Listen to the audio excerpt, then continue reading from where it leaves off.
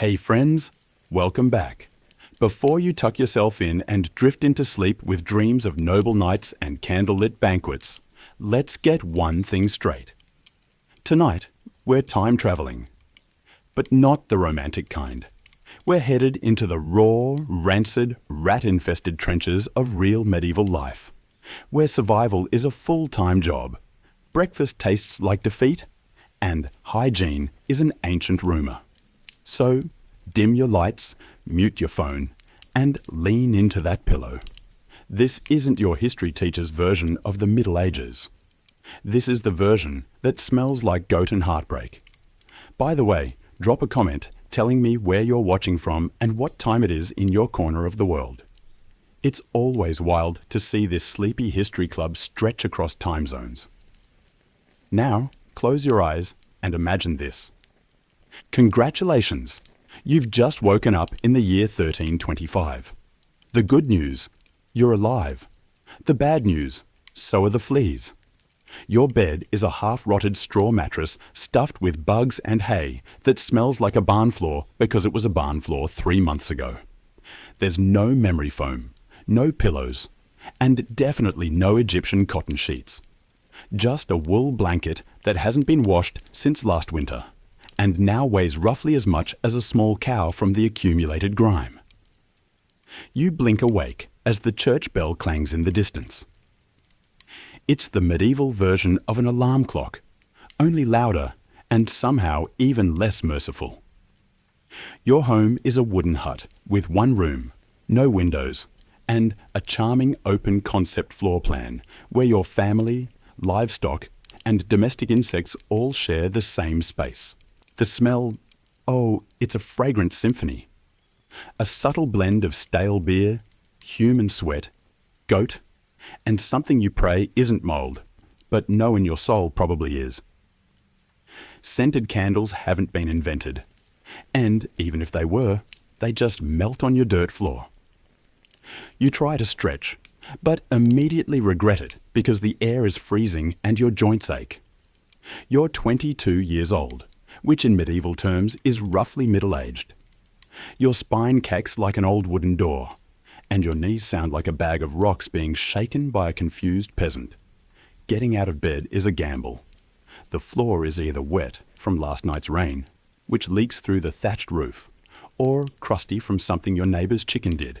Either way, your bare feet are now part of the ecosystem. Oh, and privacy. What's that? Your entire family and maybe a random cousin who just never left are waking up beside you. There's no bedroom, no curtains, no me time, just communal everything. Welcome to morning in medieval Europe, where you're never truly alone because parasites, rodents, and 8 other people are always with you. And this is just how your day starts. It only gets worse from here. So, you've managed to crawl out of your medieval haystack of horrors. Congrats. Now, nature calls. And it's not calling politely. It's screaming. Here's the part where you start missing the modern bathroom. There's no toilet, no seat, no toilet paper, no flush, not even a mildly resentful plunger in the corner. In the 14th century, relieving yourself is an adventure, a social experiment, and often a small public event. If you're a peasant, your bathroom is likely a wooden bucket behind the house, which is already full because Uncle Wolf Stan had a rough night after eating bad turnips. The smell is biblical. You hold your breath, do your business, and then here's the kicker. Toss it into the street. Yes, the street. You're supposed to shout something like Gardeloo before dumping it out the window. That's Old French for watch out below. Although, frankly, no one ever moves fast enough. Streets in medieval towns are open sewers, a charming river of human waste, animal droppings, and mystery liquids you'd rather not examine. If you're lucky enough to live in a town with public latrines, congratulations. You get to sit shoulder to shoulder with strangers in an outhouse where privacy is a myth and ventilation is a cruel joke. You might make small talk, but try not to breathe too deeply. Toilet paper, never heard of it. Most people wipe with straw, leaves, rags, moss, or if they're feeling especially indulgent, a scrap of wool. Sometimes nothing at all. Which might explain why handshakes weren't popular yet. And if you're in a castle, surely it's better, right? Well, sort of. You might have a guard robe, a hole in the wall that drops your waist directly into the moat. Great idea, except that your enemies know this. And yes, attackers sometimes climbed in through the waist chute. Talk about entering through the back door. So whether you're a farmer or a baron, medieval toileting is a humiliation ritual. It's cold, it's public, it's dangerous, and it's never not disgusting. One slip on a wet stone path and you're face first in humanity's leftovers. And you still haven't brushed your teeth. But we'll get to that next. You survived the toilet. You deserve a reward, right? Maybe a nice breakfast. Something warm, delicious, comforting. Sorry. This is medieval Europe. Nothing is comforting here. Breakfast, if you can call it that, is a grim affair. There are no eggs Benedict, no coffee machines sputtering awake, and certainly no avocado toast. You sit down or squat near the fire to a wooden bowl of something that looks like it was scraped off a muddy boot.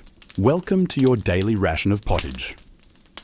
Pottage is a thick, gloopy stew made of whatever you can find. Grains, root vegetables, maybe a few beans if you're lucky. It's been simmering in the same pot for days, sometimes weeks, and new ingredients are just dumped on top of the old ones. It's less of a recipe and more of an ongoing edible experiment. On the side, a hunk of bread so hard it could deflect arrows. It's made from coarse rye or barley flour, often bulked up with sawdust, ground up acorns, or other creative ingredients. Because wheat is a rich man's fantasy. This loaf is not your friend.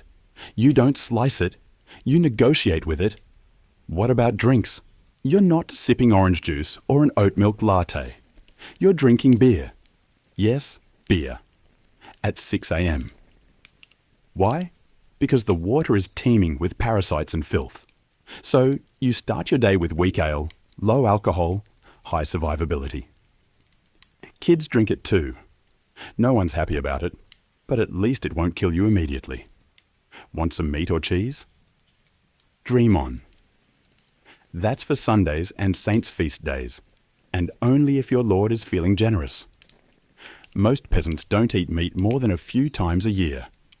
As for fresh fruit, only when it's in season and not already fermented into wine, and don't even think about spices unless you're royalty. A pinch of pepper costs more than your monthly wages. Salt is valuable enough to be locked away, so you chew your gritty bread, gulp your medieval beer, and try not to think about the rat that may have nibbled your porridge in the night. Breakfast doesn't energize you. It just happens to you. And now that you're properly underfed, it's time to work like your life depends on it, because it absolutely does. So you've eaten your sad medieval breakfast, and now it's time to get dressed. Not that it'll help. Your wardrobe consists of exactly one outfit. 1. It's a rough wool tunic or linen shift that you've worn every day for months, possibly years. There's no such thing as seasonal fashion. There's just wear this until it disintegrates or gives you a fungal infection. Underwear optional. If you're lucky, maybe a linen under tunic. If you're not, well, you're going commando under layers of scratchy, sweaty wool, all lovingly stitched together by someone who probably had no idea what a seam was supposed to look like. There's also no washing machine, no soap, and absolutely no dry cleaner in sight. So your clothes are stained, stiff, and scented like a compost pile that's been left to marinate in a pigsty. Even if you wanted to wash them, it's not easy. You'd have to haul water from a river or, well, heat it over a fire, scrub your tunic on a board with ashes or lye, and hang it in the sun, which is out approximately 3 days a year. And don't get me started on shoes. If you own any, they're made of untreated leather, barely stitched together, and offer as much arch support as a banana peel. Most peasants just go barefoot through mud, through dung, through medieval landmines, aka sharp rocks and disease puddles. All this means one thing. Your skin hates you. You itch constantly. Fleas, lice, and bedbugs live rent-free on your body. Everyone has them. Nobles, lousy monks, itchy children, walking insect farms. No one escapes. You'll be scratching your armpit with a wooden spoon while chatting with the local priest. And no one will even bat an eye. Your skin is raw from rubbing. Your scalp a battlefield of bites. And if you develop a rash, well, too bad. There's no dermatologist, no hydrocortisone, no one to tell you it's probably scabies. You just keep on suffering. And if you're lucky enough to not get an infection, great. That rash will simply accompany you for the next 6 months, like an unwanted medieval sidekick. Now that you're dressed in misery and wrapped in discomfort, it's time to head outside and start working yourself to death. Now that you're fully dressed in itches and damp wool, it's time to flash that morning smile. Except you don't, because in the Middle Ages, smiling is a dangerous game. Not emotionally, dentally. There's no toothbrush, no toothpaste, no mouthwash, no floss. The concept of oral hygiene is about as popular as bathing, which is to say, not very. Some people might chew on a twig or rinse with wine or vinegar, but for the most part, your teeth are on their own, and they're not doing well. By the time you hit your mid-20s, your smile looks like something pulled from a haunted crypt. Cavities are rampant, gums are swollen, and those aren't just food stains on your teeth. That's decay. You have more rot in your mouth than a medieval root cellar. Sugar, while not yet everywhere, is becoming more common among the rich. Imported at great cost, mostly used in small cakes or to show off wealth. If you're a noble, congratulations.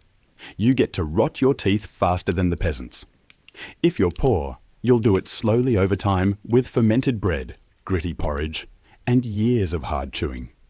Toothaches, get used to them. They're like medieval weather, always there in the background. The kind of pain that makes you consider praying, drinking, or pulling the tooth out yourself with a pair of pliers. And that's not a joke. That was the actual treatment. Dentists didn't really exist, but barber surgeons did. Yes. The same guy who cuts your hair is also pulling your murs out by candlelight with an iron hook and zero anesthesia. Infected tooth. Hope you like fevers, because without antibiotics, it can easily turn into sepsis and kill you from a toothache. That's right. The same thing that sends us to a pharmacy today could be your funeral in the 1300s. And there's no relief on the social front either. Kissing, good luck. Halitosis, bad breath, is everywhere. If you're single, you're not judged by your smile. You're judged by your land and your livestock. In short, your mouth is a battlefield, and it's losing the war. Now that your teeth are throbbing, let's head outside.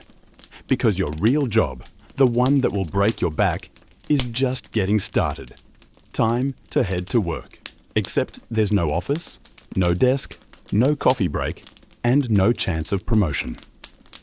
Your job, if you're like 90% of the population, is simple. Don't die while labouring for someone else's comfort. You're a peasant. Congratulations.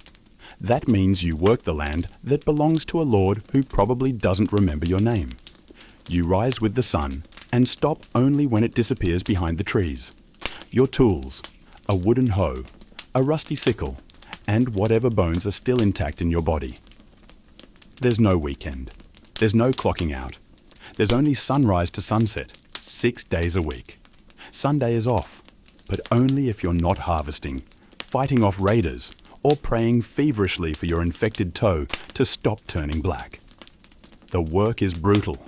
Fields are ploughed by hand or with oxen, if you're rich enough to afford one. You dig ditches, sow seeds, pull weeds, and carry water until your spine begins to resemble the letter S. No one cares if you're tired. No one's asking how your mental health is doing. If you're a woman, surprise. You don't just do field work. You also care for children. Clean, cook, spin wool, feed animals, and pretend your husband's lice infestation isn't slowly migrating to your side of the bed. Children, they start helping out around age 5. No school, no toys, just a tiny wooden rake, and a dream of one day not dying of the flu. And if you're one of the few who isn't a farmer, maybe you're a blacksmith, a tanner, or a cooper. Great. You still work with fire, chemicals, or animal guts all day in poorly ventilated sheds. The pay? Basically survival. The perks? Occasional bleeding. Break a bone? Too bad. Get a fever, drink some warm beer, and keep going. You can't afford to stop, not even for a day. Because if you don't work, you don't eat. And if you don't eat, well, medieval Europe has a solution for that. It's called being replaced. So, you grip your shovel, ignore the blisters, and keep digging. Because in the Middle Ages, your job isn't a career. It's a slow-motion endurance test. Now that your back is on fire from labouring in the fields, let's talk about the weather. Because in the Middle Ages, temperature is less about seasons and more about ongoing punishment from the sky. Let's start with winter. There's no insulation, no central heating, and no weathering. Just wooden walls with gaps you could throw a chicken through. Your windows covered with cloth, not glass. The fire in the hearth. Nice in theory. But you don't have enough firewood to keep it going because wood is expensive, and gathering it from the forest is sometimes illegal. Yes, you can be executed for picking up the wrong stick from the wrong forest. You bundle up in your one damp wool tunic, huddle near the dying embers, and still wake up with your nose frozen. Your feet permanently cold, often damp. Your fingers so stiff they feel like tiny medieval popsicles. Frostbite isn't diagnosed. It's just called bad luck. Now, fast forward to summer. Sounds better, right? Wrong. In summer, your home turns into a clay oven. There's no fan, no cross breeze, and absolutely no deodorant. You sweat through your layers, but you can't remove them because showing too much skin is scandalous and also invites sunburn, insect bites, and social judgment. The flies are out in full force, attracted to your unwashed body, and the smell of last week's goat stew that's still fermenting in the corner. Mosquitoes buzz by your ear while you sleep. Assuming you can sleep through the sound of your neighbours yelling and babies crying. In the fields, the sun bakes you. No sunblock, no hat, unless you fashioned one out of straw like a desperate scarecrow. And the worst part, you still have to work. Heat stroke is just called taking a bad turn. So you're either shivering in your own chevelle, wondering if your toes will make it to spring, or you're sweating through your only pair of socks while your thighs chafe into oblivion.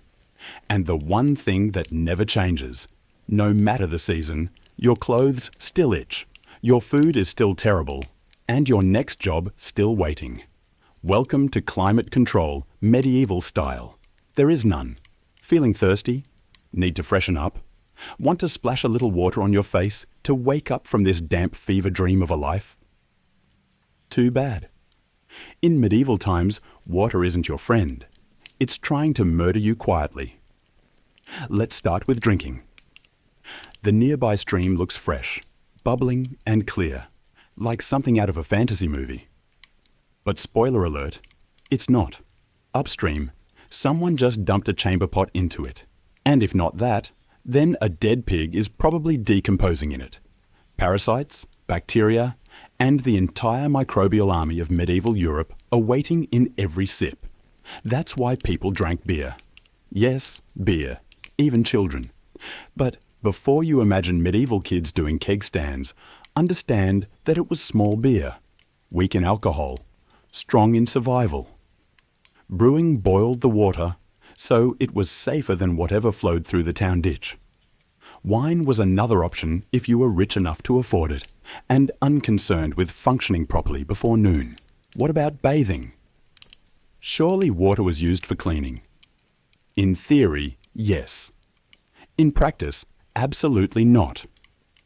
See, back then, people believed bathing actually opened your pores and let the disease in. That's right, washing yourself was considered medically risky. You were cleaner, apparently, if you never removed the protective layer of filth caked onto your skin. Communal bathhouses did exist, but they quickly gained reputations as places for gossip, scandal, and sometimes full-on medieval extracurriculars. So, naturally, the church got involved and shut many down. Even if you did want to bathe, it was a full production. You'd need to fetch water from the well, boil it over a fire, fill a wooden tub that leaked, and then pray no one else in the house used it before you, or worse, after. And rainwater collected in open barrels where birds poop, insects breed, and moss thrives. Sounds refreshing, doesn't it? So, whether it's going in your mouth, on your body, or onto your crops, water in the Middle Ages is less of a life source and more of a gamble. One wrong gulp and you're spending your final days sweating in a straw bed, clutching your stomach and contemplating all your life choices. Next time you sip tap water, raise a glass for our ancestors. They didn't have the luxury of hydration without hazard, so you drank the water. Or maybe you didn't. Maybe you just stubbed your toe on a rock shaped like disappointment. Either way, you're sick. You need help. You need a doctor. Too bad you live in the Middle Ages, where medicine is really just polite torture with a theology degree. Let's start with the diagnosis. Everything wrong with you, whether it's a cough, rash, broken bone, or the creeping plague, is caused by your humours being out of balance. The four humours were blood, phlegm, yellow bile, and black bile. According to medieval science, your health depends on keeping them balanced, like some sort of internal soup. Got a fever? Too much blood? The answer? Bloodletting. That's right. Let's drain your life force into a bowl using a dull blade or a hungry leech. And yes, barbers were often the ones doing it. Imagine getting a haircut and a hemoglobin extraction in one sitting. 2 for 1, baby. Feeling sad or anxious? That's clearly an excess of black bile. The cure? Laxatives. Maybe a warm herbal purge, or just prayers and a cold compress while everyone avoids eye contact with you and starts carving your coffin. Now, if you break a bone or get a nasty wound, you're in real trouble. There's no anesthesia unless you count passing out from pain. Surgery is done with knives that haven't been cleaned since the Crusades. Tools are heated over fire, not for sterilization, but because they just look scarier that way. Antibiotics centuries away. Germ theory not invented yet. They think disease comes from bad air or God being annoyed with your moral failings. Got a stomachache? Must have been your sinful thoughts. Hope you like confessing while vomiting. If your condition gets worse, you'll be treated with more leeches, possibly some crushed beetles, and a priest at your bedside giving last rites just in case. At this point, they're preparing for the cure known as death. And if by some miracle you recover, everyone just assumes God took pity on you. The doctor takes full credit, and the leech gets promoted. So yes, in the Middle Ages, medicine is less about healing and more about surviving the cure. After a long day of labour, lice, and leeches, it's finally time to eat. You shuffle back to your Hervel, stomach growling, ready for the one joy left in life, a warm meal. Bad news, your meal is probably trying to kill you. Let's begin with the basics. Food preservation doesn't really exist. There's no fridge, no freezer, just salt, smoke, or the hope that winter air keeps things fresh. Your meat, if you're lucky enough to have any, has been hanging for days, covered in flies, marinated in questionable brine, and possibly shared with a rat or two. Bread is the cornerstone of the medieval diet, but even that isn't safe. In bad harvest years, desperate peasants bulk it up with bark, sawdust, or even clay to make it stretch. And if it's rye season, there's a bonus. Ergot, a fungus that causes convulsions, hallucinations, and sometimes death. It's like eating bread laced with LSD and tetanus. Vegetables, only if they're in season. And you know what's always in season? Turnips. So many turnips. Boiled, mashed, or floating in pottage. Which, if you remember from chapter 3, is basically a hot swamp of mystery ingredients that's been simmering since your great-grandfather's funeral. Fruit might be available in the fall, but it rots quickly. And sugar is rare, expensive, and hoarded by the rich to show off their blackened teeth. Dairy is another gamble. Fresh milk spoils in hours. Butter and cheese fare better, but they're loaded with bacteria. People eat them anyway, because frankly, it's either that or chew your bootle leather. And let's talk about seasoning. Spices like pepper, cinnamon, or nutmeg. Worth more than gold. For the average peasant, flavour comes from onions, salt, if you're lucky, and pain. Most meals taste like wet burlap sprinkled with sadness. But food isn't just a health hazard. It's a political one. Game animals belong to the Lord, not you. Caught poaching a rabbit, you could be fined, imprisoned, or even executed. That's right. Your dinner could get you hanged. So, as you sit down to eat your grey stew by flickering firelight, remember every bite is a risk. But you eat anyway. Because in the Middle Ages, food doesn't nourish. It tests you. It's evening now. You've worked, suffered, and barely digested your suspicious stew. You might think the day is winding down, but don't get too relaxed because God is watching. So is the priest, and so is your neighbour Agnes, who will absolutely rat you out if you miss Mass. In medieval Europe, religion isn't just part of life. It is life. The church controls your calendar, your laws, your education. If you can read, your birth, marriage, death, and everything in between. Think of it as your spiritual landlord. And you're always behind on rent. Every day is structured around prayer bells. The town church bell rings. In the morning, noon, and night. Not because people need reminders, but because missing prayer is a sin. Forget to bow. Sin. Eat meat on a Friday. Sin. Think about your neighbour's wife in that one dream, double sin.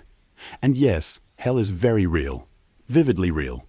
Priests describe it in glorious detail. Rivers of fire, lakes of boiling blood, demons with pitchforks, and eternal wailing. If the plague doesn't scare you, eternal damnation definitely will. You can't read the Bible yourself because it's written in Latin, a language reserved for monks, clergy, and that one noble kid who's too good for dirt. You rely on the church to interpret everything for you. That means if the priest says your crop failure is because you didn't pray hard enough, well, time to kneel harder. Tithes, 1/10 of everything you own, are mandatory. If you grow wheat, you give wheat. If you raise chickens, you give eggs. If you have nothing, congratulations. You're spiritually bankrupt and financially doomed. Holidays, they're holy days. Dozens of them. And while they offer breaks from labour, they're not for fun. Therefore, attending Mass, fasting, confessing sins, and reminding yourself that joy is a dangerous indulgence. Questioning the church is dangerous. Heretics are burned, witches are drowned, blasphemers are flogged, and skeptics are quickly reformed. So you go through the motions. You chant, you bow. You pray that your soul, after enduring this dirt-covered life, might finally land in paradise, assuming the priest likes you. Because in the Middle Ages, God may be merciful, but the church, not so much. If you thought being a medieval peasant was rough, try doing it as a woman. All the filth, famine, and fear, plus childbirth, subservience, and social invisibility. In the Middle Ages, being a woman is like being on hard mode, with no health potions and no restart button. From birth, a girl's life path is pretty much locked in. Marry young, bear children, serve your husband, die tired. Education, not likely. Unless you're from a noble family and sent to a convent, your intellectual development stops around the time you learn how to churn butter and patch a tunic. Marriage happens early. Really early. It's not weird to be betrothed at 12 and pregnant by 14. It's not about love. It's about land, livestock, and alliances. Your opinion not required. Once married, you're basically your husband's property. Your job is to produce heirs, feed everyone, keep the house running, and not complain. Because complaining might get you branded a nag, or worse, a witch. That label comes with a complimentary drowning or burning, depending on local fashion. Childbirth is a death lottery. There's no prenatal care, no sterile tools, no anesthesia. Midwives do their best, but even minor complications can mean death for the mother, the child, or both. Some women survive 10 pregnancies. Many don't survive 2. But don't worry. Once the baby is out, your work increases. Now you have a screaming infant in a lice-ridden hut, and you're expected to nurse, cook, clean, and still help in the fields. You don't get a break. You are the break for everyone else. If you're unmarried, you're suspicious. If you're widowed, vulnerable. If you're outspoken, dangerous. Women who didn't conform were often accused of witchcraft, especially if they had herbal knowledge, a strong personality, or just looked at someone funny on a rainy Tuesday. Even in the church, your role is limited. Nuns lived under strict rules. No speaking without permission, no freedom of movement, and your spiritual worth, always ranked below men. In short, if you're a woman in the Middle Ages, you're expected to endure, obey, reproduce, and suffer in silence, ideally while smiling. Because even in a time of universal suffering, women were somehow expected to suffer gracefully. So far, you've battled filth, starvation, social injustice, and possibly a goat. But just when you think your day can't get any worse, here comes violence. Loud, bloody, and often completely acceptable by medieval standards. Let's be clear, the Middle Ages were not peaceful. The idea of law and order mostly meant hope. The local lord isn't in a bad mood. Violence is everywhere. In the home, in the streets, on the battlefield, in church disputes, and sometimes in line at the communal bread oven. Crime is common, punishment is brutal, and justice is more performance art than protection. Steal a loaf of bread, you could lose a hand.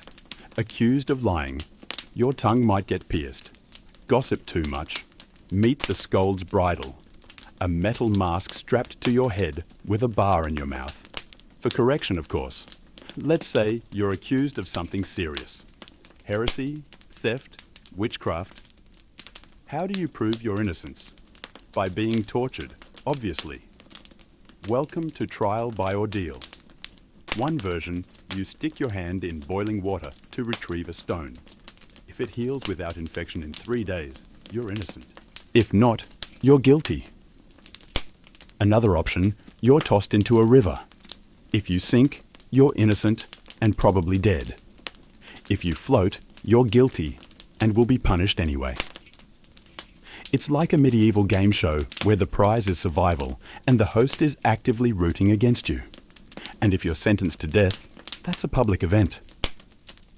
Executions are performed in front of cheering crowds, hangings, beheadings, burnings. Sometimes people bring snacks. It's the medieval equivalent of cable TV. Domestic violence completely normal. Husbands were allowed, even expected, to discipline their wives and children. Street fights commonplace. You could be beaten just for looking the wrong way at a noble's horse. And war always simmering. Local feuds, territorial disputes, religious crusades, Someone's always marching off to stab someone else in the name of honor, God, or boredom. Violence isn't a breakdown of society in the Middle Ages. It is society. Everyone lives with the constant knowledge that life is fragile, justice is arbitrary, and your neighbour might bash your head in over a pig. So, walk carefully, keep your eyes down, and never trust anyone with a club. At this point, you've made it through the lice, the leeches, the laundryless misery, and the looming threat of public disembowelment.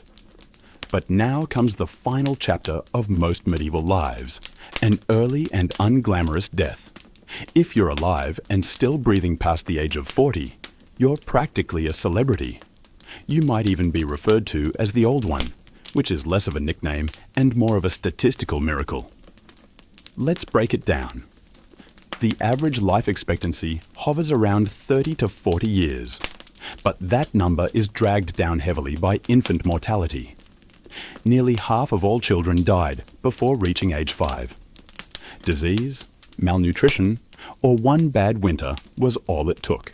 No vaccines, no antibiotics, no hope. If you survived childhood, you entered adulthood already exhausted. Work began as soon as you could walk upright, and by 25, your joints creaked like a monastery door. You might be missing several teeth, a finger, and most of your original optimism. Women faced a particularly deadly gauntlet, childbirth. It was one of the leading causes of death for medieval women. No pain relief, no medical intervention, just prayer, hot water, and someone holding your hand while you bled out on a straw-stuffed cot. For men, the dangers were different, but equally relentless. Farming accidents, infections from minor wounds, a neighbour's drunken rage, a crusade gone sideways. Even walking to the market could be risky if you crossed paths with a bored bandit or an angry tax collector. Death could also come quietly from the plague, which turned cities into cemeteries overnight, or from famine, which could last entire seasons, thinning out entire villages, or from bad luck, like eating spoiled grain and spending your final hours hallucinating and screaming at the walls. And funerals, you were lucky if you got one. Bodies were often buried quickly to avoid disease. No embalming, no polished coffins, just a hole, a few murmured prayers, and a shallow mound of earth, if there was enough space left in the churchyard.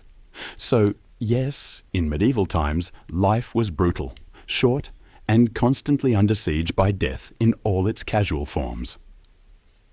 You didn't retire, you just stopped showing up. And speaking of exits, let's move on to your final chapter. The medieval dream dies. So, how's your day been? You've woken up in filth, relieved yourself into a bucket, brushed your teeth with wishful thinking, nearly passed out from hunger, worked until your spine cried for mercy, scratched your way through itchy wool, prayed to not get plague, and barely dodged a public execution for owning a squirrel. Welcome to a single day in medieval Europe. Still dreaming of becoming a knight? Think again. That romanticized version of the Middle Ages. Gallant swordsmen, noble ladies in towers, heroic battles and feasts in candle-lit great halls. It's a myth polished by fairy tales and fantasy books. In truth, the medieval world was gritty, cruel, and deeply unfair. Hierarchy was everything. If you were born poor, you stayed poor. If you were born rich, congratulations. You had a better chance of surviving. But you were still one bad soup away from dysentery and a hasty burial. Even the nobles weren't immune to misery. Castles were drafty stone refrigerators filled with fleas, smoke, and politically motivated marriages. Sure, you had a fur cloak and a goblet of wine, but also a 50% chance of dying in a skirmish or from an infected splinter. Not exactly luxury, the simpler times weren't simple. They were relentless. Everything took longer. Everything hurt more. Everything from childbirth to chewing came with consequences.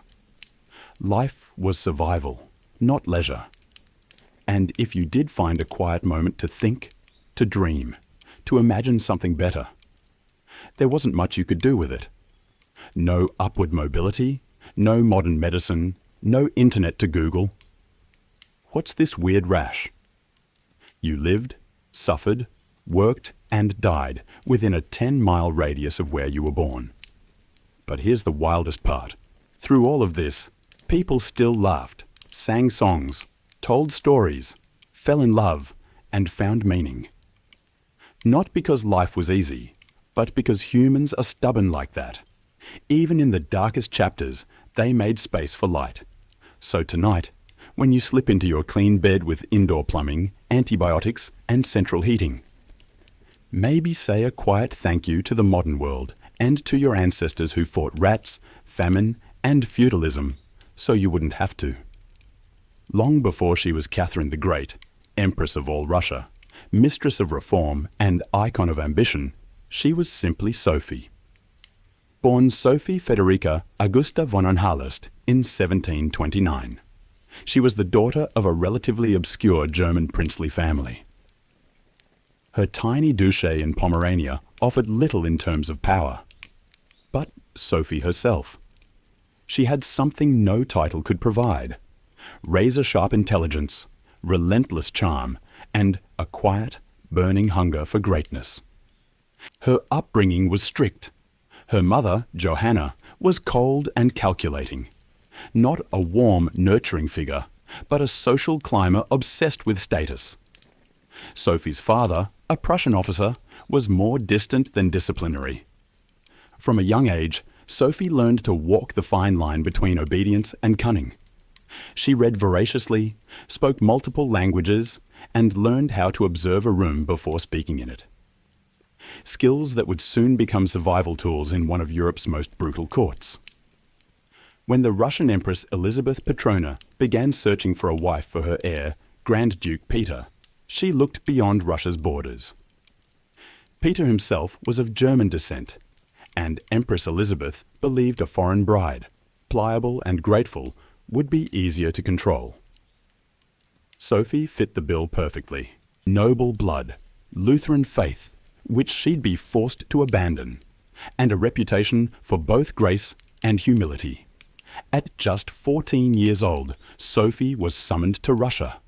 She arrived in the freezing capital of St. Petersburg in 1744, wearing thin German fabrics and a diplomatic smile.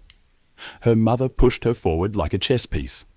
Sophie, however, had her own game in mind. To become acceptable in Russian society, she converted to Orthodoxy, taking the name Ekaterina Alexa, Catherine. The ceremony was public, symbolic, and life-altering. She wasn't just changing religions. She was burning the bridge behind her, stepping into a foreign empire with no way back.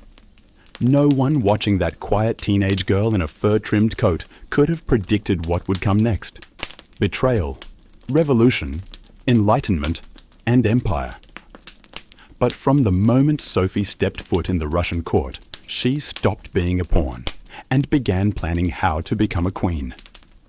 Catherine's marriage to Grand Duke Peter was meant to secure her place in Russian royalty. But from the very beginning, it felt more like a cage than a crown. Peter, heir to the Russian throne, was not the dashing prince of fairy tales. Awkward, immature, and obsessed with toy soldiers, he was far more interested in playing war games in his chambers than governing an empire or showing affection to his new wife. Some accounts even suggest he refused to consummate the marriage for years. He idolized Frederick the Great of Prussia and resented the Russian court that had adopted him. In contrast, Catherine embraced Russia with a fierce determination. She learned the language, studied its history, and memorized Orthodox rituals. She wanted to belong. Peter wanted to escape. This mismatch wasn't just emotional. It was political. The Russian court was a viper's nest of gossip, paranoia, and brutal power games. Empress Elizabeth still ruled with absolute authority, but her health was in decline. Everyone knew a transition was coming, and everyone had an agenda. Catherine was watched constantly. Her letters were read, her friendships monitored, and her every move scrutinized. She couldn't trust her husband, her mother, who was still whispering in her ear on behalf of foreign interests or even her servants. In this world, alliances could turn into accusations overnight, but Catherine was no fool.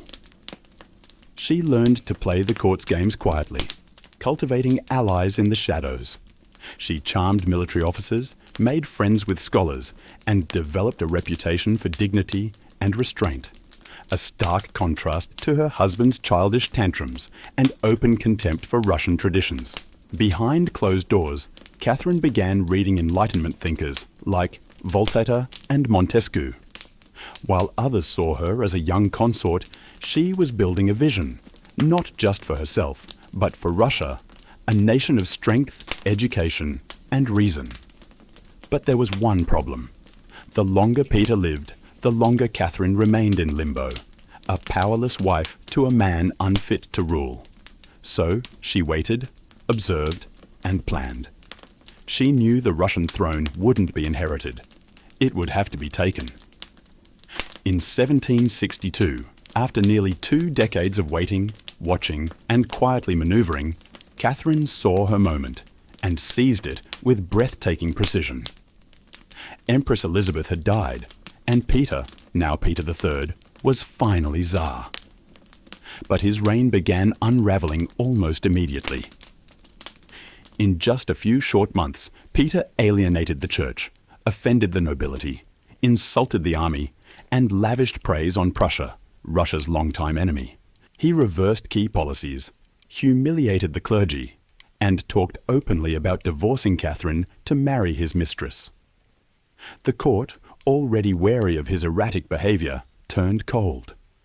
The army, filled with generals loyal to Catherine, grumbled in corridors. Even ordinary Russians, devout and patriotic, saw Peter as a foreign puppet who mocked their traditions. Catherine, watching all of this unfold, made her move. In July of that same year, while Peter was away at his summer palace, Catherine launched a bloodless coup d'etat. Supported by key military officers, including her lover, Gregory Olaf, and his influential brothers, she rode through St. Petersburg in full regalia, was proclaimed Empress Catherine II, and won the allegiance of the powerful imperial guard. Peter caught off guard, and without allies surrendered within days. He was taken into custody and shortly after found dead under mysterious circumstances. Officially, it was reported as a hemorrhoidal colic. Unofficially, it was murder.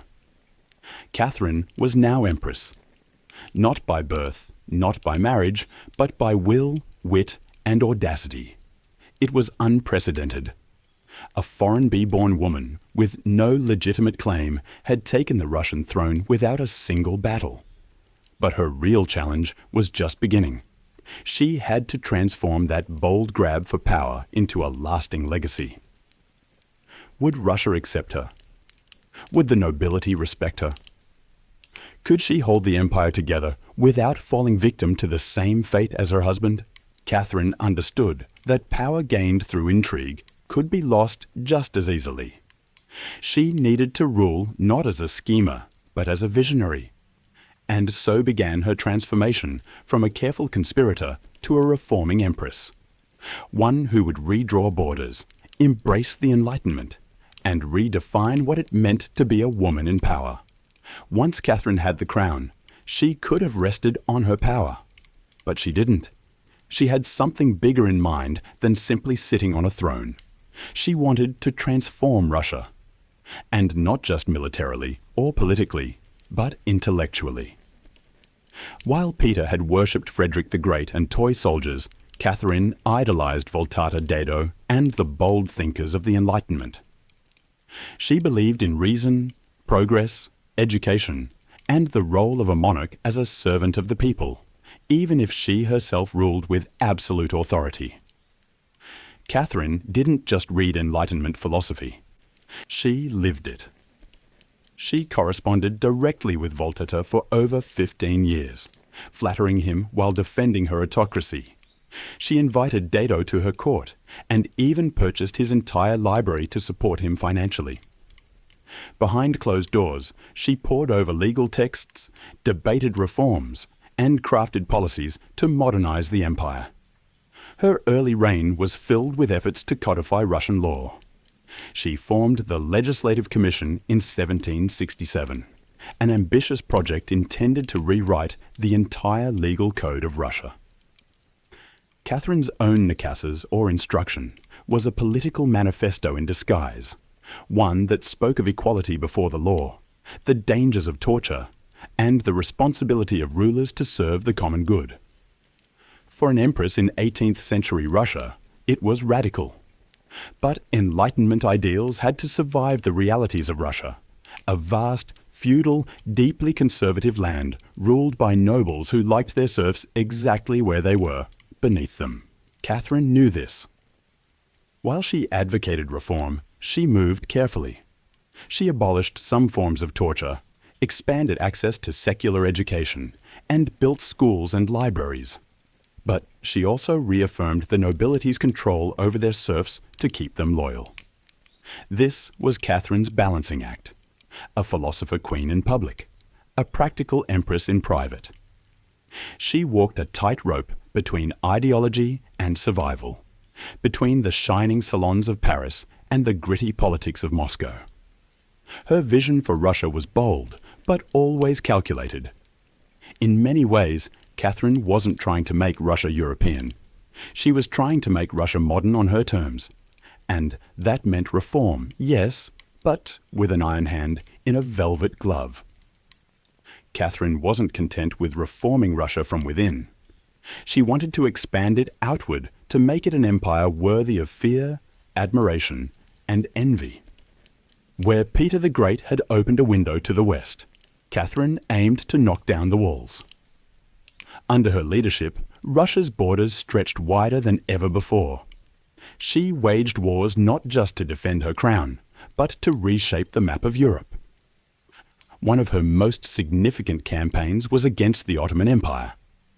These wars, fought in waves throughout the 1760s and 1770s, weren't just about territory. They were about influence. Catherine saw herself as the liberator of Orthodox Christians living under Muslim rule, and as the rightful protector of Eastern Europe. Under generals like Alexander Suvorov and Gregory Potemkin, Russia captured key regions, including Crimea, the northern coast of the Black Sea, and access to warm water ports, something Russian czars had coveted for generations.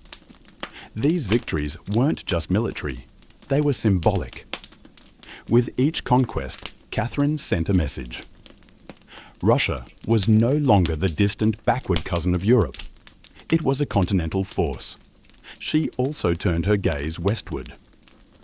In a series of deals and diplomatic maneuvers, Catherine participated in the partitions of Poland, carving up the struggling Polish-Lithuanian Commonwealth along with Austria and Prussia.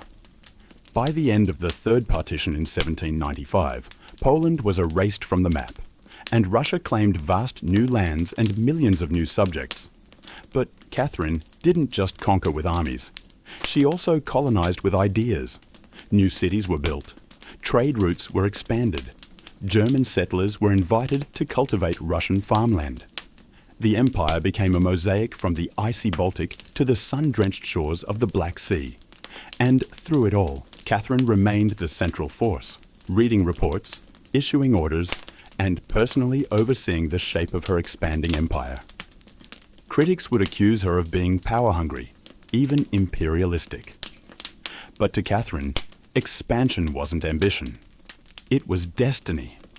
A great ruler, she believed, was measured not just by ideas, but by borders. She didn't just want to rule Russia.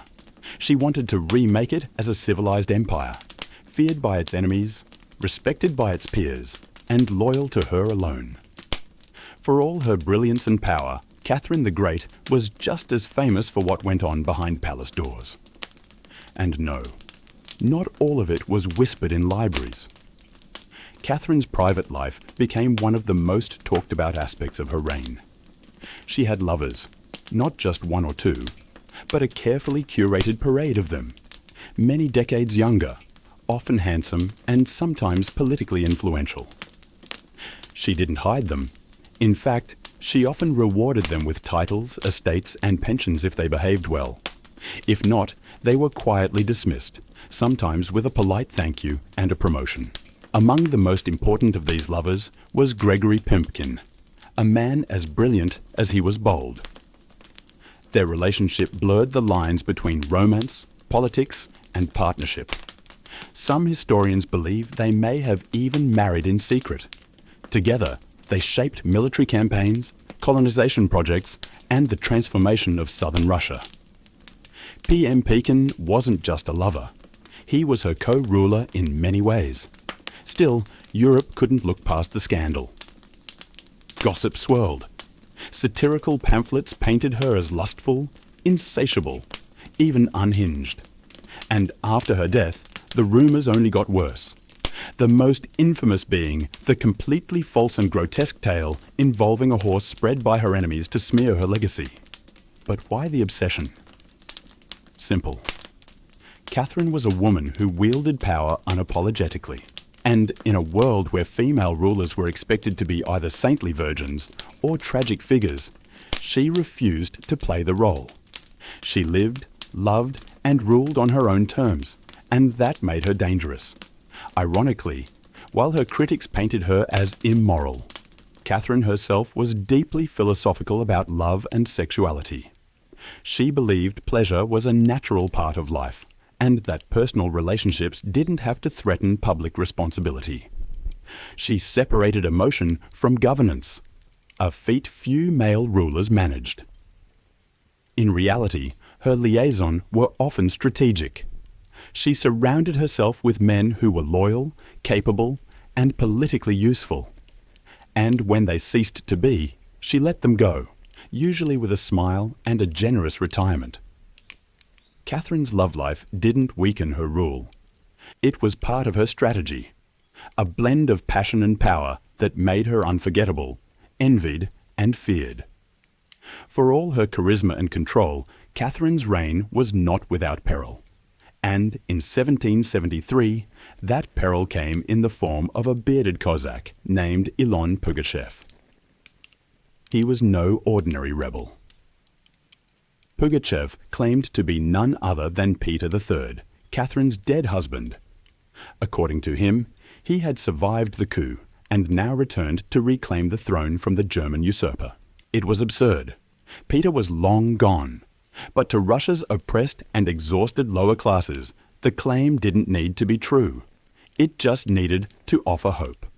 Pugachev promised liberation, an end to serfdom, lower taxes, and land for the common people.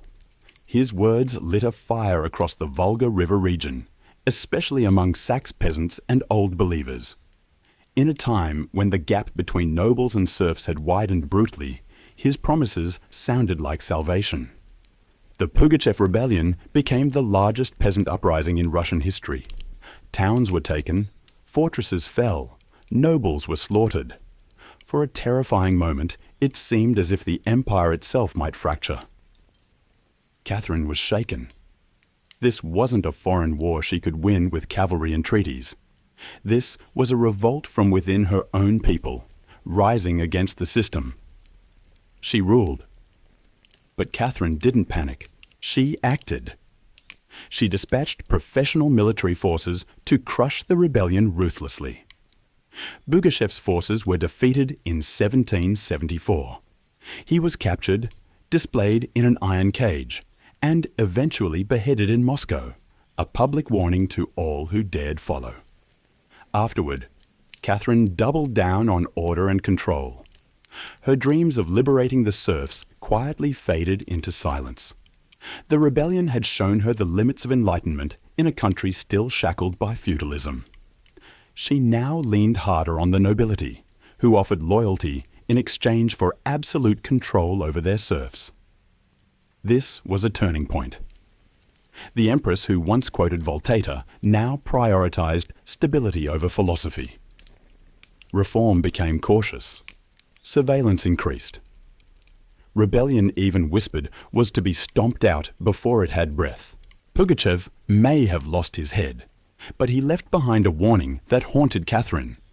That power built on inequality could only hold so long before the storm came crashing through. By the time Catherine the Great approached the final years of her life, she had ruled Russia for over 3 decades, longer than any female ruler in Russian history. From the moment she seized power, she had defied expectations, reshaped her empire, and redefined what a woman and a monarch could be. Under Catherine's reign, Russia became a true European powerhouse. Its territory expanded by over 200,000 square miles, swallowing Crimea, parts of Poland, and stretches of the Black Sea coast. These weren't just military wins. They were strategic pivots, securing warm water ports and reshaping trade. But her legacy wasn't only drawn on maps. Catherine left a cultural mark as well. She helped found the Hermitage Museum, amassed one of the greatest art collections in Europe, and corresponded with the greatest minds of the Enlightenment. Her court became a centre of sophistication, art, and intellectual ambition. In a country often viewed as backward by Western Europeans, Catherine put Russia firmly on the cultural map. She modernized education, founding schools for girls, and promoted the printing of books. She introduced smallpox inoculation to Russia, even publicly receiving the vaccine herself, an act of scientific bravery in her time. Yet, her reign was also one of contradictions.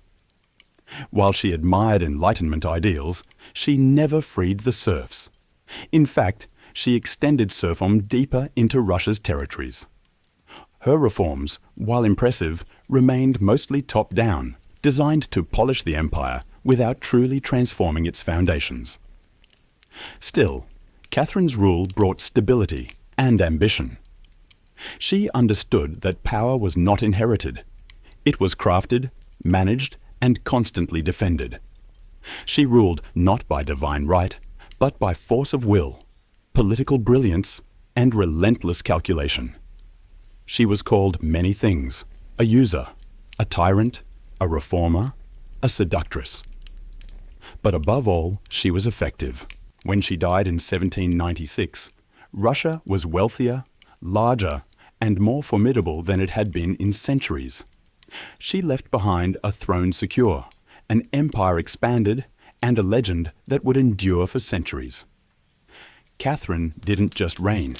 She ruled with intellect, strategy, and an unapologetic grip on history. And in doing so, she became more than an empress. She became a myth.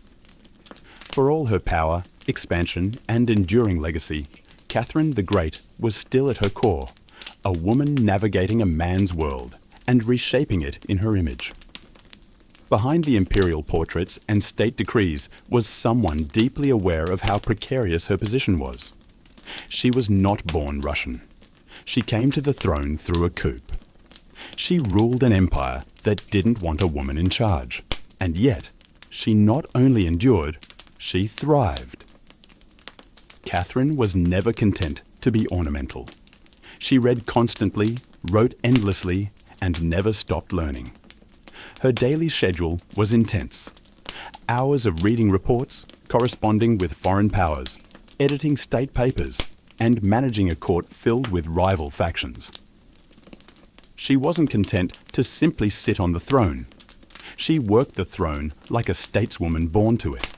She was also, in many ways, lonely. She surrounded herself with courtiers, lovers, and artists, yet wrote in her memoirs of how few people she could truly trust. Her son Paul, whom she distrusted and kept away from state matters, grew into a man she feared would undo all her progress. Her greatest emotional partnership with Gregory Pimpkin faded into deep friendship, but his death in 1791 left a wound that never truly healed. Catherine crafted her image carefully. She understood the power of narrative and wielded it better than most monarchs of her age. She posed as Mother of Russia, enlightened monarch, warrior, empress, and lover of the arts. But beneath those roles was a woman who had endured rejection, betrayal, scandal, and rebellion, and kept going. When she died in 1796, she left behind an empire transformed, but also questions. Could she have done more to end serfdom? Were her Enlightenment ideals compromised by politics? Was she more reformer or ruler? History remembers her by the title she never gave herself, the Great. It wasn't because she was flawless or kind or just. It was because she took power and wielded it on her own terms in a time and place where women weren't supposed to have any. She didn't just wear the crown. She rewrote what it meant to deserve one. In the humid depths of the Chiapas jungle in southern Mexico, the ruins of Palenque whisper stories from the ancient Maya world. Towering temples rise above the canopy, their limestone faces eroded by time, but still brimming with secrets. And in 1994, one of those secrets revealed itself. A team of Mexican archaeologists led by Fanny Lopez Jimenez was surveying Temple 3, a relatively modest pyramid next to the more famous Temple of the Inscriptions, the burial site of the mighty king P.L. the Great. Temple the Throne wasn't expected to hold much until they noticed something odd. A sealed hidden chamber beneath the structure. No looters had touched it. It was pristine. When the archaeologists broke through and lowered themselves inside, they found a stone sarcophagus resting in silence. The air was heavy with the weight of centuries. As they opened the lid, red dust rose like smoke, brilliant, shocking red. The interior was covered in powdered cinnabar, a toxic mercury sulfide used ceremonially by the Mir. And lying within that crimson cloud was the skeleton of a woman. She had been buried with care and reverence. Her bones were fragile but intact, her skull still wearing a jade mask, and her body surrounded by honorary offerings, necklaces, diadems, ear spools, all crafted from jade and shell. Everything about the burial screamed royalty, yet no name was inscribed. No glyphs identified her. It was one of the richest female burials ever found in Mesoamerica, and yet it was a total enigma. Why was she buried in red powder? Who was she? Was she a queen, a priestess, or perhaps even Pal's wife? The researchers called her the Red Queen, and the name stuck. But even with modern forensics, they couldn't say for sure who she was, only that she had lived around the 7th century during the golden age of Palenque. Unlike most Maya tombs, hers had been hidden, untouched, and purposefully isolated. Her burial wasn't just ceremonial, it was spiritual. This woman wasn't meant to be remembered with words. She was meant to be remembered through ritual, through color, and through the mystery she left behind. The most haunting feature of the Red Queen's tomb wasn't her jade jewelry, or the silence of the sealed chamber. It was the red dust. A thick layer of powdered cinnabar covered everything. The sarcophagus, the walls, her bones, even the offerings around her. It clung like blood to stone. To the Maya, this was no accident. Cinnabar, made from crushed mercury sulfide, was one of the most sacred and dangerous substances in the ancient world. Its vibrant red color wasn't just visually striking. It symbolized blood, rebirth, and the life force that connected the human and divine realms. Red was sacred. It was the color of sunrise, of sacrifice, of life emerging from death. And it wasn't just symbolic, it was spiritual. Covering the dead in cinnabar was a ritual meant to transform the body, preserving it not for eternity, but for transition. In Maya belief, death wasn't the end.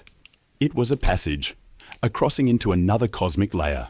And so the Red Queen, whoever she was being prepared not just for burial, but for deification. But there's another layer to this. Cinnabar is toxic. Repeated exposure can lead to mercury poisoning, tremors, hallucinations, even death. The Mer likely didn't understand the chemistry, but they felt its potency. It was volatile, powerful, dangerous. To bathe the corpse in it was to declare this person was no ordinary mortal. In Palank, very few were buried with Cinnabar. Pal the Great, the mighty king whose pyramid dominates the site, was one. His body, like hers, was also saturated in the red powder. That detail alone drew speculation. Was the Red Queen his wife, his mother, or someone of equal divine status? Her skull had been placed on a layer of jaguar skin, another sacred symbol. Around her, bone needles, obsidian blades, and miniature jade figurines hinted at rituals performed either during her life or in her honor at death. Every part of her burial told a story without words, a story of power cloaked in secrecy. A woman prepared to cross into the underworld, not in silence, but in ceremony, drenched in the color of sacrifice. Surrounding the Red Queen's crimson-drenched remains was a world of silence, broken only by the gleam of jade, shell, and obsidian. These were not mere ornaments. They were offerings, each one carefully chosen to accompany her on the journey to the Maya afterlife, the Xibalba. At her sides were jade necklaces, heavy and cold, their polished surfaces still radiant after 300 years underground. Jade was not just beautiful, it was sacred. The Maya considered it a symbol of eternal life. It represented the green of maize, the vitality of the jungle, and the breath of the gods. Only the elite were buried with jade. For the Red Queen, it covered her chest, wrists, and ears. A clear sign that in life she wielded influence, perhaps even divine favor. One of the most haunting objects was the Jadirari mask placed delicately over her face. Unlike the golden death masks of Egypt, this one was subtle, constructed from dozens of tiny mosaic tiles arranged to mimic the contours of her skull. The mask served a ritual function to protect the soul, to preserve identity, and to present her as divine in the eyes of the gods.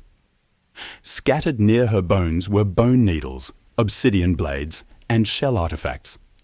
These could have been tools of ritual or symbols of her status as priestess, healer, or royal matriarch.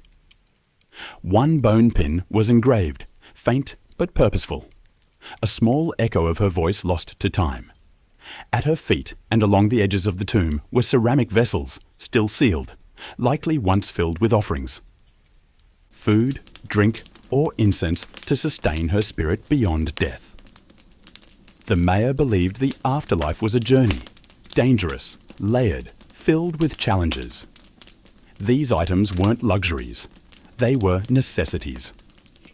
To modernize, the tomb feels intimate, not overloaded, but intentional. There was no gold, no chariots, no pomp, just items chosen with spiritual weight. It was a map for the soul. Through these treasures, we glimpse how the Maya understood death, not as finality, but as a transition of power. The Red Queen wasn't buried to be forgotten. She was being prepared to ascend. For all the grandeur of her tomb, the Red Queen left behind one haunting void. No name, no inscriptions adorned her sarcophagus. No glyphs on the walls identified her. She was clearly someone powerful. But who? From the moment her tomb was opened, scholars began trying to connect the dots. The most compelling theory that the Red Queen was Zakbu-Ar, the wife of Kinich Pal, known today as Pal the Great, the most famous ruler of Palank. Zakbu-Ar was more than just Pal's consort. She was born into nobility and married into Palank's royal dynasty at a young age. She bore at least 3 sons, all of whom held high status, and she played a key ceremonial role during her husband's reign. If anyone could be buried with such honor, it was her. Supporting this theory was the tomb's location, just a few feet away from Pal's own grand burial in Temple of the Inscriptions. The proximity suggests a deliberate pairing, husband and wife, rulers even in death. And then there's the Cinnabar. Only 2 burials in Palank were found with such intense Cinnabar coverage, Pal and the Red Queen. It's unlikely this was coincidence. But here's where the mystery deepens. DNA tests were conducted on both sets of remains in hopes of confirming the connection. But the results inconclusive. The woman's bones showed no direct maternal link to Pal. But that didn't rule out a spousal relationship. After all, marriage does not require shared blood. Some have argued she could have been Sakuk, Pal's powerful mother, who ruled Palanque before he came of age. Others suggest she may have been a high priestess, or a sister, or a royal ancestor whose name has simply been lost to history's erosion. Still, the evidence points most strongly to Takuao, a queen by title, a mother of kings, and a spiritual counterpart to Pal. The lack of a name may not be an oversight. It may have been intentional.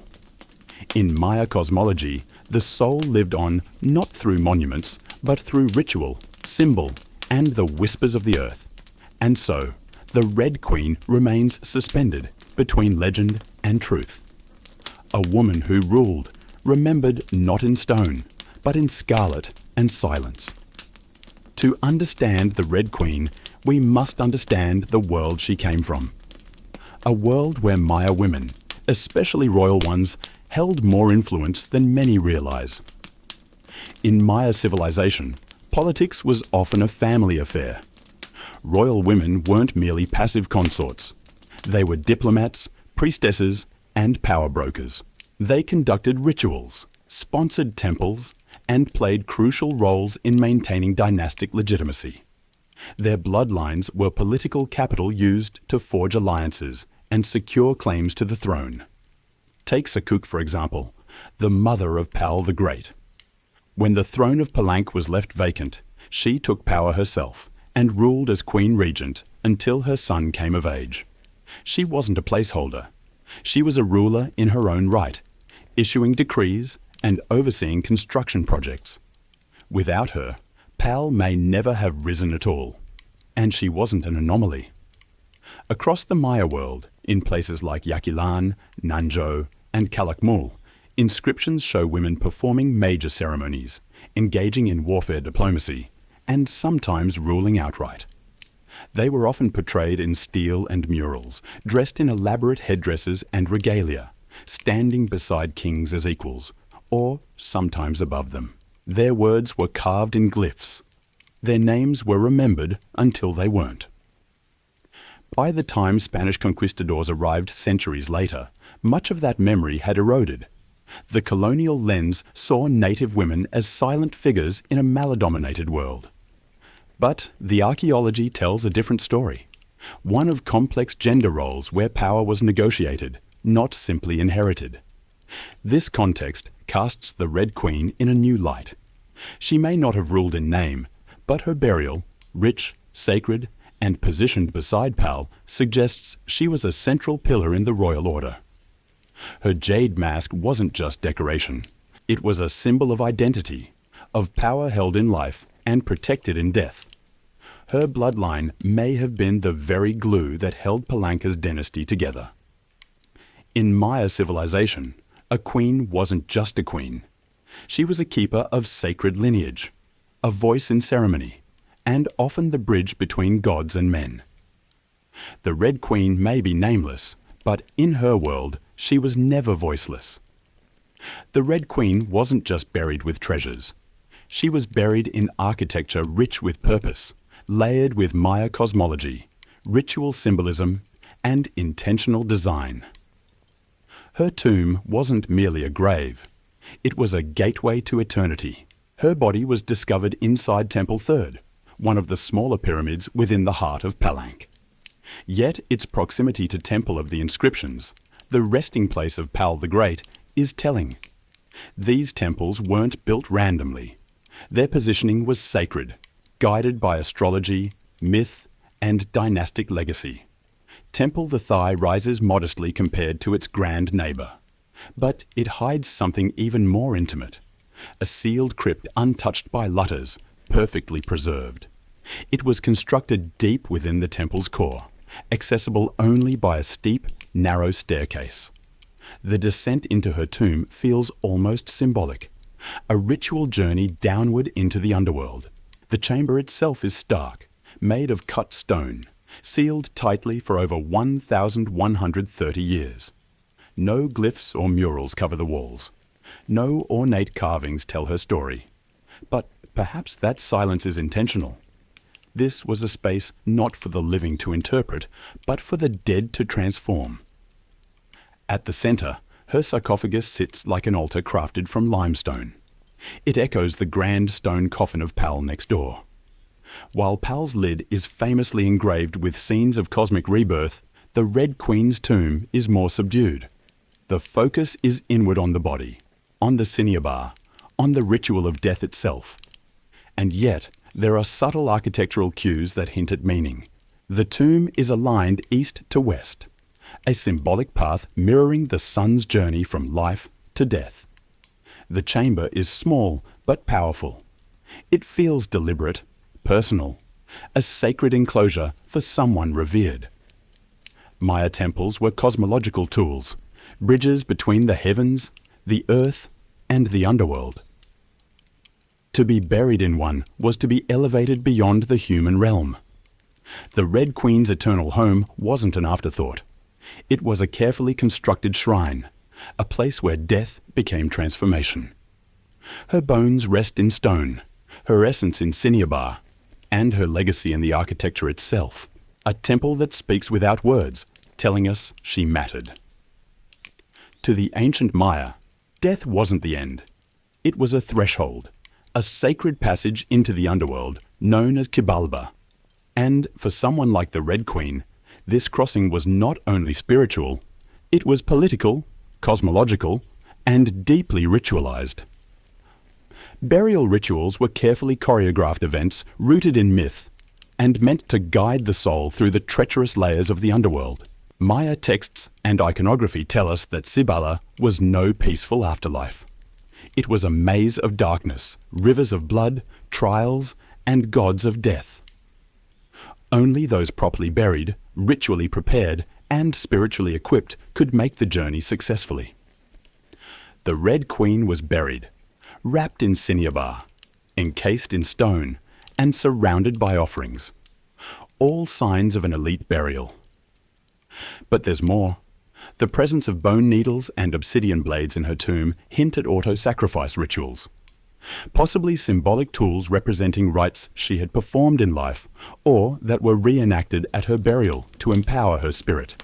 Herary mask carefully assembled from jade tiles was not simply decorative. It may have served as a spiritual vessel preserving her face and identity as she journeyed into the afterlife. In Maya belief, the face was a mirror of the soul, and the soul needed to be recognized by the gods. The ceramic vessels surrounding her may have once held chocolate, maize, water, or even polka to nourish her in the next world.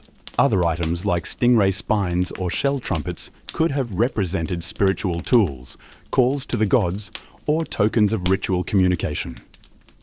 Burial wasn't just a goodbye, it was a transformation. The Maya believed in cycles, death as seed, burial as planting, and the afterlife as rebirth. Kings and queens were often seen as earthly incarnations of gods, and in death they returned to those divine origins. The Red Queen, covered in the colour of blood, entombed in a pyramid, and honoured with offerings, was being prepared for rebirth, not as a mortal, but as a being tied to the sacred order of the cosmos. Her burial wasn't the end of her story. It was the beginning of her legend. Just a few steps away from the Red Queen's final resting place lies one of the most iconic tombs in Mesoamerica, that of Kinich Janab Pal, known simply as Pal the Great. His burial inside the Grand Temple of the Inscriptions is celebrated for its artistry, scale, and deeply spiritual symbolism. But what makes the Red Queen's tomb so extraordinary is not only what was inside, it's where it was found. Her sarcophagus was hidden within Temple 3, directly adjacent to Pal's monument. In a city like Palenque, where every temple was carefully positioned to reflect cosmic principles, this closeness was no coincidence. It was intentional, a statement etched in stone. Many scholars believe the Red Queen was Zakbuao, Pal's queen and trusted consort. While her tomb lacks inscriptions, the similarities between their burials are striking.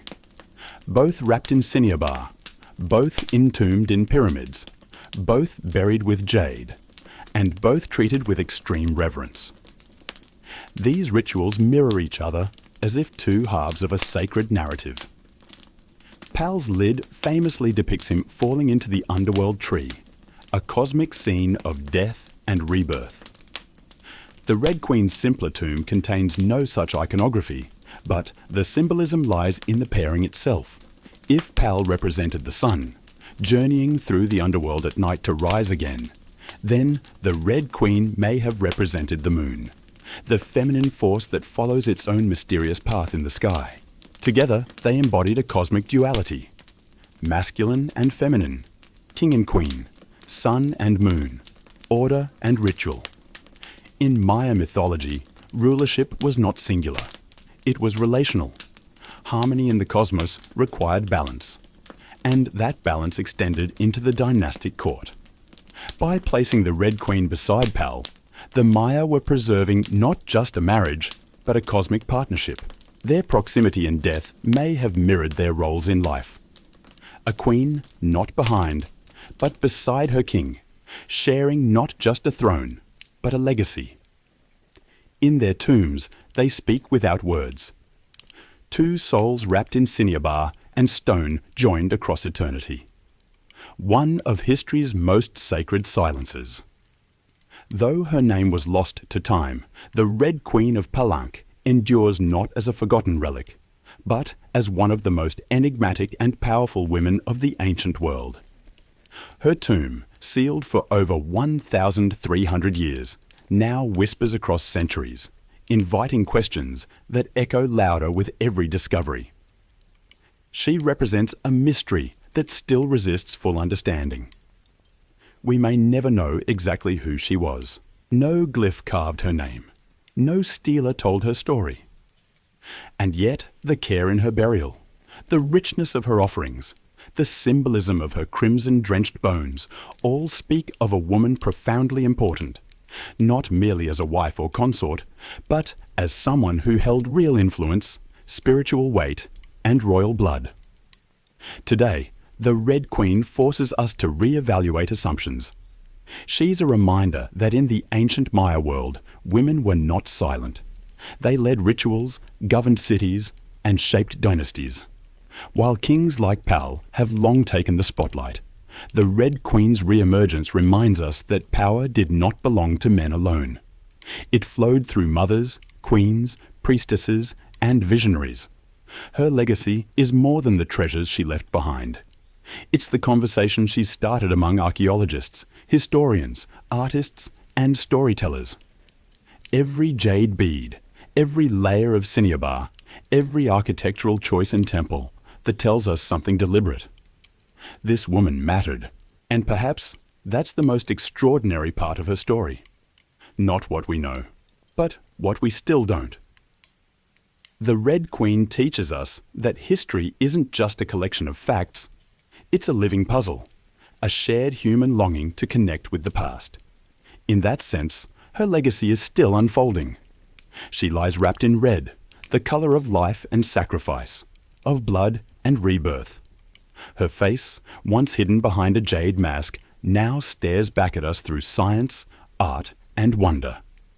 She remains nameless, but not voiceless, mysterious, but not forgotten. The Red Queen may have ruled a kingdom in life, but in death she rules something greater, our imagination.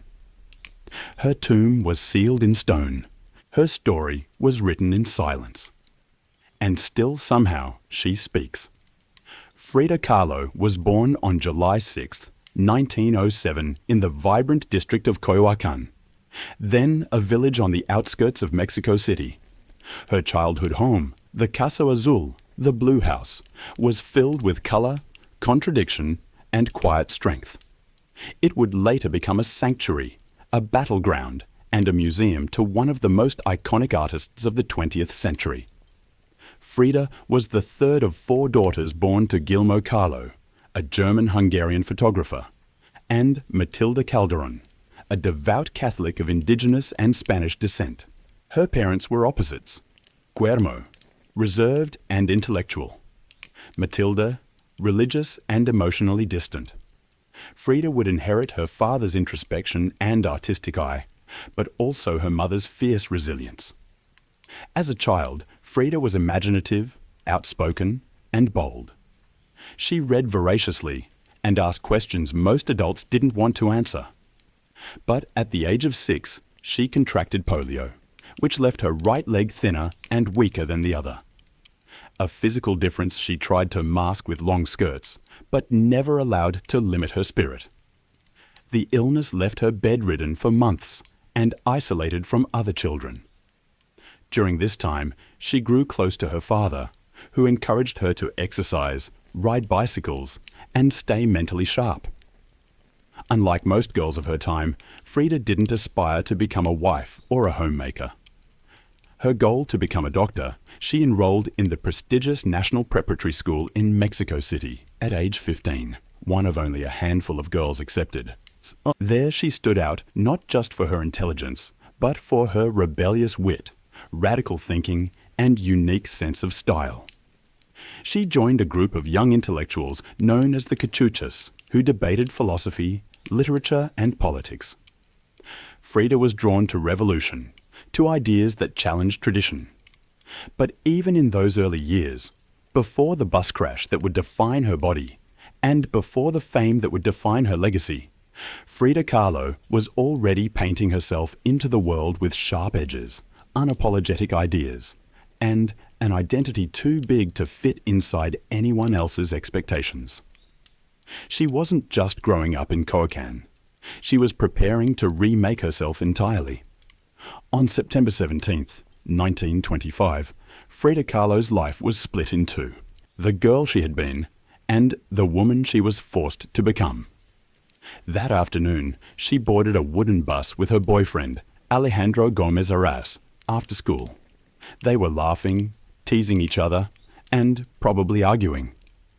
Frida never did anything halfway.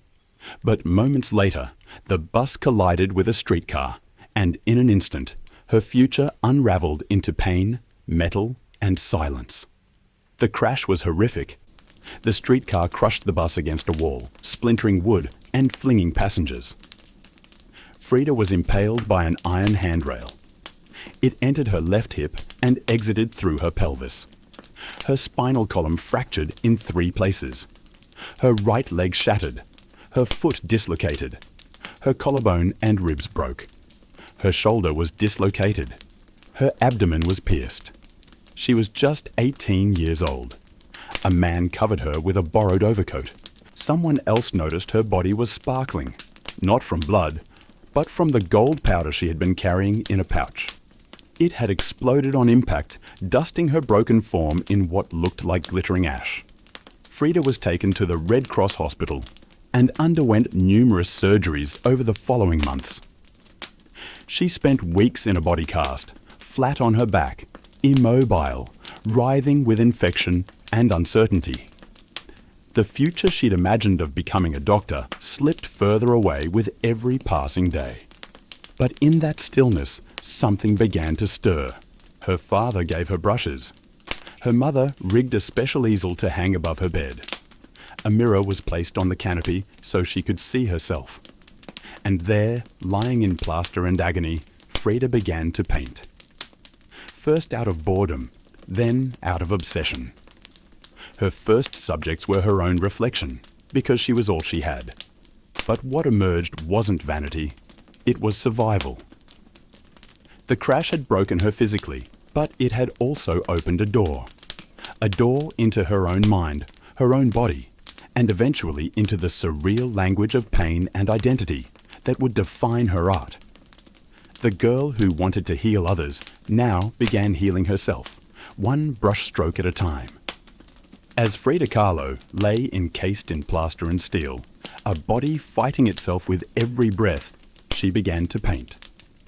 What started as a form of therapy soon became a language, and that language was deeply personal, brutally honest, and often hard to look at, which was precisely the point. Frida didn't paint pretty flowers or polite landscapes. She painted pain, her pain, physical, emotional, and existential. Her first subjects were self-portraits, not because she was vain, but because, as she famously said, "I paint myself because I'm so often alone, and because I am the subject I know best." Her early works were small in scale, painted on tin or wood panels inspired by Mexican ritos, devotional paintings meant to tell stories of suffering and miracles. Frida turned this tradition inward. Her body became the canvas. Her emotions became the altar. She painted herself as split, as pierced, as bleeding. In one painting, she is impaled by nails like a modern-day martyr. In another, she floats in a barren landscape, tethered to a broken column, a metaphor for her shattered spine. She painted herself weeping, fractured, decapitated, and bare, but never passive, always watching. Her pain was not sanitized. She painted the ugliness of trauma with beauty, defiance, and even humor. Each piece was a reclamation of her body, her experience, and her identity as a woman in a world that often tried to define her. But Frida wasn't just telling her story.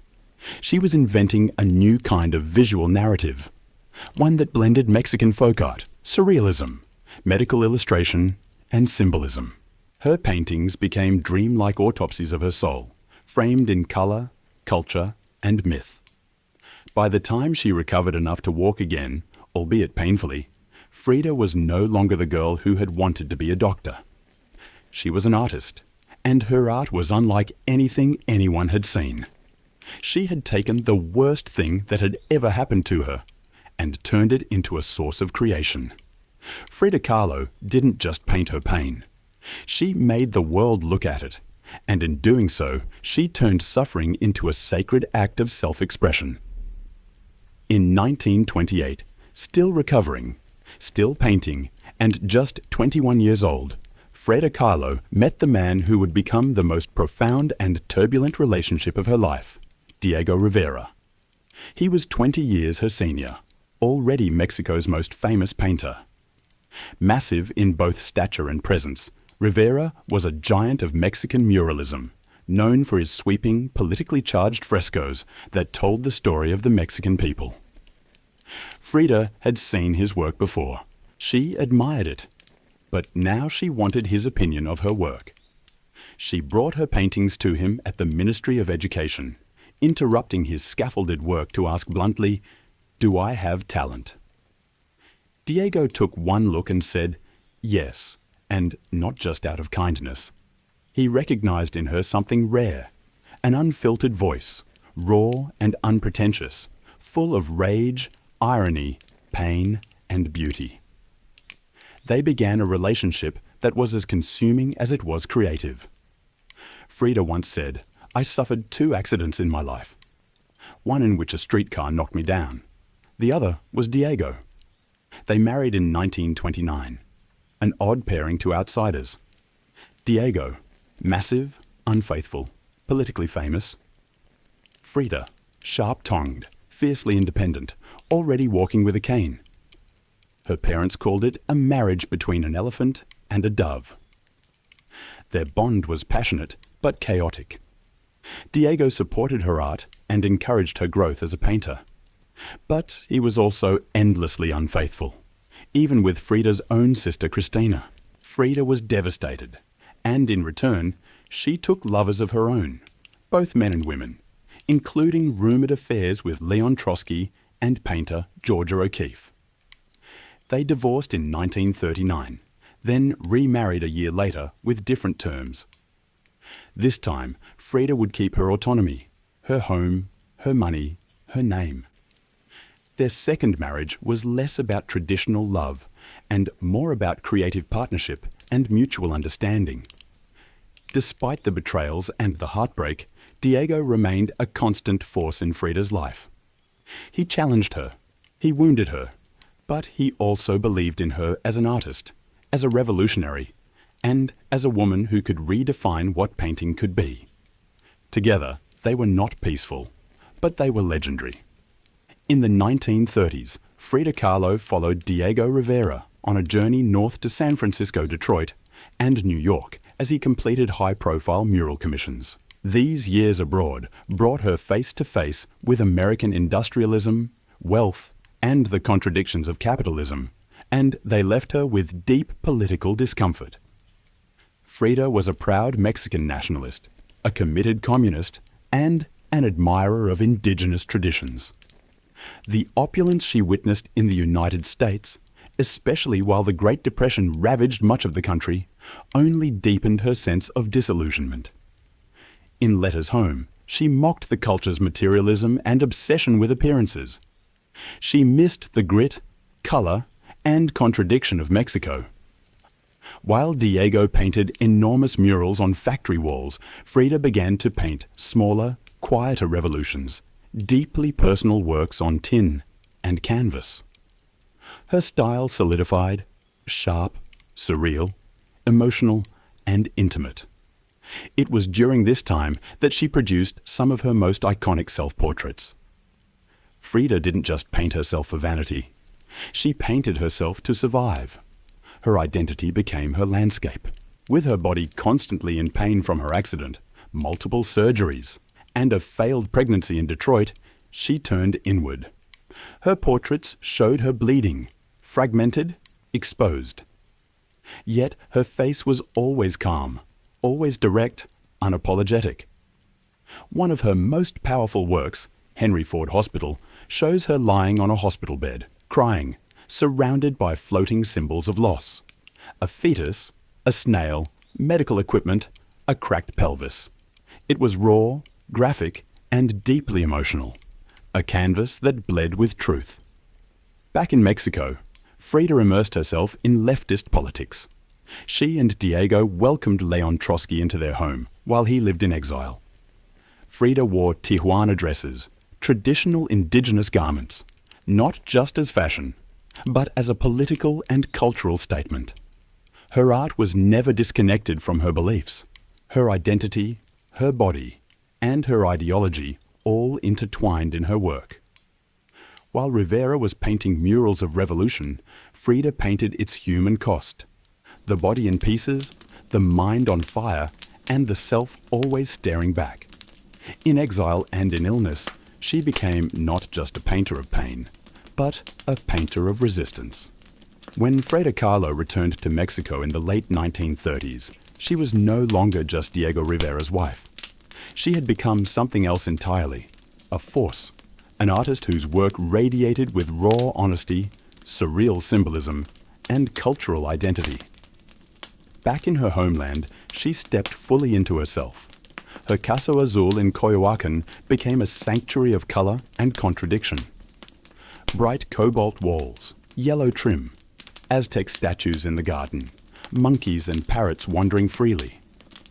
The house was a living extension of Frida's imagination. It was a blend of tradition and rebellion, elegance and earth. Here, she surrounded herself with pre-Columbian artifacts, exotos, folk art, and revolutionary books. She wore bold Tijuana dresses, wove flowers into her hair, and painted amid the scent of copal incense and the sounds of mariachi on the street outside. This period marked an explosion of creativity. Her paintings became more intricate, more symbolic, and more political.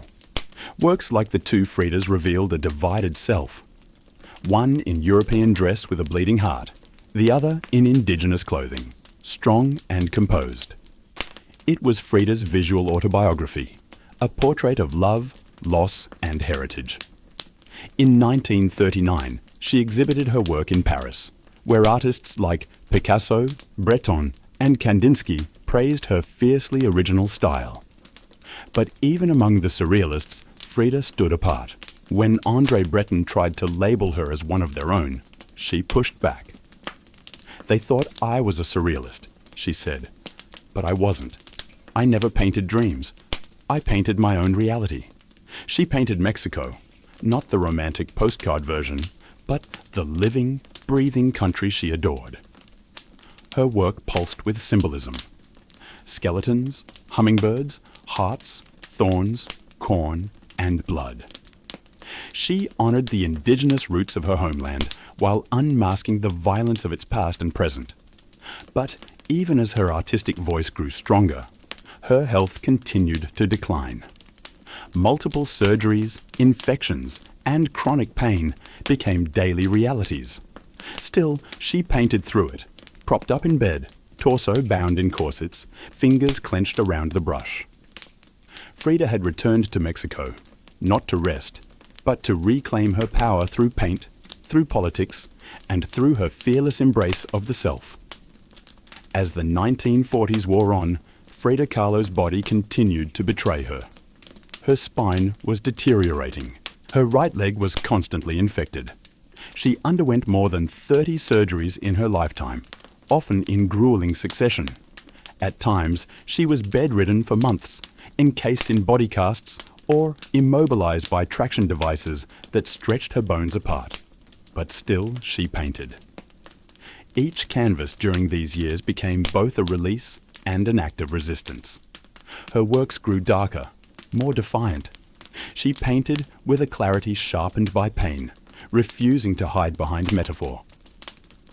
In the broken column, she presents herself split down the middle, her body pierced with nails, a cracked ionic column replacing her spine. Yet her face is stoic, her gaze unflinching. Pain for Frida was no longer just a subject. It was her companion, her antagonist, her muse. Her political voice also grew louder. She joined the Mexican Communist Party, marched in demonstrations, wrote fiery letters, and called out imperialism and injustice. When her health no longer allowed her to walk, she appeared at protests in a wheelchair, defiantly holding signs and shouting slogans. In 1953, Frida was given her first solo exhibition in Mexico, a long overdue celebration of her art.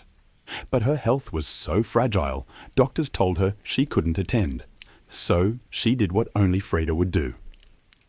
She arrived by ambulance, carried in on a stretcher, and placed in the center of the gallery on her hospital bed. Dressed in traditional finery, surrounded by her own work, she greeted guests with tequila, laughter, and that fire still burning in her eyes. Her final paintings were both childlike and harrowing. In Marxism Will Give Health to the Sick, she painted herself wearing a steel corset cradled by the hands of Marx, casting away symbols of oppression. Her last known work was a still life of sliced watermelons. One piece bearing the words, "Viva la vida," long live life. Even in the face of death, she remained defiant, joyful, and political. Frida Kahlo's last portraits weren't just self-portraits. They were acts of revolution, painted in pain, but always signed with life. On July 13th, 1954, at the age of 47, Frida Kahlo died in the same place she had been born, La Casa Azul in Coyoacán. The official cause was listed as a pulmonary embolism, but those closest to her whispered of something deeper. She had been ill, yes, but also exhausted by pain, by surgeries, by the long war with her own body. Just days before, she had attended a political protest against the CIA coup in Guatemala. Weak and wheelchair-bound, she insisted on going, her clenched fist raised in the air. Revolution remained her final heartbeat. Her last diary entry was brief but piercing. "I hope the exit is joyful, and I hope never to return."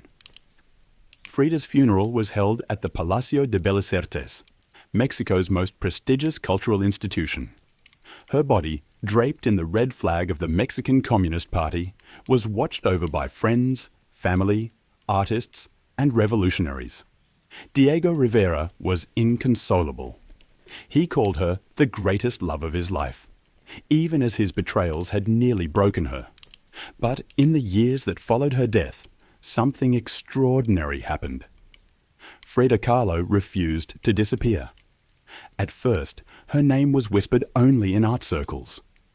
Her works weren't easy to categorize, too political for surrealists, too surreal for traditionalists. But slowly, her image, her story, and her defiance began to resonate. Through the 1970s and 1980s, as feminist scholars and activists reclaimed forgotten voices, Frida's became louder. She wasn't just a painter anymore. She was a symbol of pain turned into beauty, of feminism born through resistance, of Mexican identity celebrated without apology, of queerness, disability, revolution, and authenticity. Her face, unibrow, gaze, flowers in her hair became iconic. Her home became a museum. Her diary became a sacred text. And her paintings now hang in the world's greatest museums. Frida Kahlo had lived much of her life in Diego's shadow. But in death, she stepped forward. She didn't just leave behind paintings. She left behind a mirror and dared us all to look. Not with pity, not with fear, but with fire. Today, Frida Kahlo's face is everywhere. Printed on t-shirts, painted on murals, turned into dolls, memes, posters, and icons. Her signature unibrow, her flower-crowned hair, her direct gaze, all instantly recognizable. But what makes her legacy powerful isn't just that people know her face, is that they recognize the truth behind it. Frida didn't try to be flawless. She didn't fit into boxes. She wasn't conventional, and she didn't care to be. In a world that demands perfection, she gave us realness. Raw, messy, vibrant, angry, joyful, contradictory realness. She celebrated what made her different: her disability, her queerness, her politics, her culture, and turned it into art that transcended borders and decades. She's become more than an artist. She's a global symbol of defiance, feminism, cultural pride, and creative resistance. For queer communities, she's a fearless bisexual icon who lived openly and unapologetically in a time that demanded silence. For women, she's a reminder that power doesn't require permission. For disabled artists, she's proof that pain can fuel the brush, not stop it. And for Mexico, she's a daughter reclaimed, fierce, folkloric, and forever part of the national soul. Her paintings, once dismissed as too strange or too personal, are now among the most revered in the world. Works like the two Frida's self-portrait with thorn necklace and hummingbird, and the broken column aren't just seen. They're felt deeply by anyone who has ever suffered and needed to turn that suffering into something sacred. She lived in the margins and turned them into center stage. She embraced contradiction. A communist who wore gold. A woman betrayed who loved again. A body in pieces with a soul unbreakable. And through it all, she painted, not just with color, but with conviction. Frida Kahlo never asked to be a symbol. She simply told the truth about herself, and in doing so, told the truth for millions of others who had never seen themselves reflected in art before. Now, when we see her face, we see courage, we see color, we see resistance. We see Frida not gone, but immortal. Thanks for staying until the end. Sleep well, dream warm, and don't forget to appreciate every toothbrush, every heater, and every glass of water like it's a medieval miracle. Good night.